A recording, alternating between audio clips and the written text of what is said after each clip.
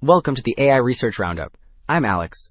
Today we're looking at a paper from the Hugging Face Trending List, published on April 2nd, 2026, just 4 days ago. It challenges the recent trend of using complex memory systems for streaming video by showing that a minimalist sliding window approach, which simply feeds the most recent 4 frames into an off-the-shelf vision language model, actually matches or surpasses those complex models, achieving about 68% average accuracy on OVO-Bench and 81% on StreamingBench. The paper is titled, A Simple Baseline for Streaming Video Understanding.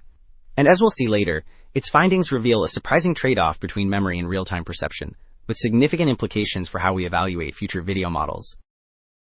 And for those interested in the implementation, the authors have shared their code on GitHub. So Figure 1 illustrates how SimpleStream works and performs. The left panel shows the core concept. The system simply takes a small window of recent frames and feeds them directly into a standard vision language model. The right panel then plots this performance against other methods on OVO-Bench. SimpleStream sits squarely on the upper right frontier, meaning it achieves the best balance of real-time perception and memory recall without needing complex architectures. Well, Figure 2 lays out a landscape of how different methods handle streaming video. Most approaches rely on complex context management to preserve history under tight budgets. For instance, some build external memory banks or use retrieval systems to fetch past information. Others compress incoming features or learn latent memory states. But SimpleStream takes a completely different path. It simply keeps a small window of the most recent frames and drops the rest. These various strategies then feed their managed context into the model to generate an answer. Okay, while Figure 2 laid out the different strategies, Table 1 breaks down the actual performance across OVO-Bench and StreamingBench. The table compares standard offline models, specialized online models, and SimpleStream at the bottom. Looking at the numbers, SimpleStream, with the QN3 VL8B backbone using just 4 frames, reaches about 81% on StreamingBench and 68% on OVO-Bench. This decisively beats specialized models like Hermes, which scores around 59%. SimpleStream also dominates the real-time visual perception tasks, suggesting that keeping only recent frames avoids diluting the model's attention with older information. Alright, since Table 1 established SimpleStream's overall dominance, Table 2 now explores how the size of the vision language model affects the ideal number of frames to keep. The rows list different sizes of the Qwen 2.5 VL and Qwen 3 VL models, testing them across windows of 2 to 16 frames.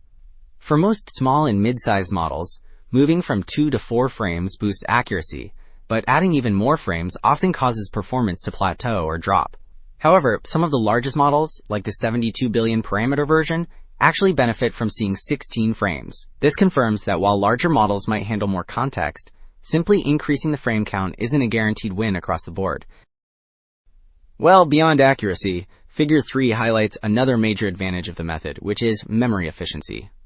The graph plots peak GPU memory against the total number of observed frames.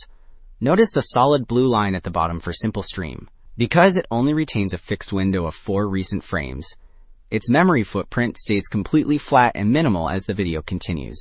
In contrast, models like TimeChat Online, shown by the sharply rising purple line, see their memory usage spike significantly as they try to manage longer streams. So, Figure 3 highlighted the memory efficiency. Now, Figure 6 dives into the perception-memory trade-off. This chart compares different models against a baseline SimpleStream configuration, measuring changes in real-time perception, shown in green, and memory recall, shown in blue.